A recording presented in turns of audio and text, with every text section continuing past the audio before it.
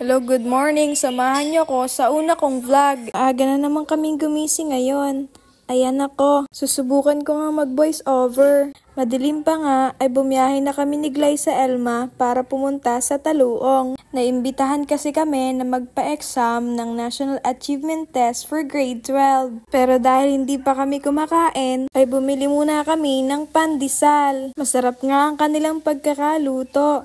Pero ayaw pala ni Glyza ng may margarine. Kaya ako lang ang nasiyahan. Pero wala na siyang magagawa dahil nakabili na siya. Pagkatapos nga naming bumili ay dumiretso na kami pagbiyahe. Medyo malayo rin kasi, halos 1 oras kung lalakbayin. Alas 5 nga nang kami ay umalis pero ayan, inabot na kami ng araw sa daan. Nang makarating na kami sa Taluong, nagtanong pa nga kami kasi hindi namin alam yung mismong lugar ng paaralan. Sakto, yung palang pinagtanongan namin, dun lang sa kabilang banda ang eskwelahan. Saktong alas 6 nga ay nakarating na kami sa Taluong National High School. Umagap talaga kami kasi hindi namin alam yung mismong lugar ng eskwelahang ito. Kagandahan nga pala ng eskwelahan ay malapit siya sa port. Pero kapag lumalakas ang hangin at may bagyo, kawawa ang mga bata.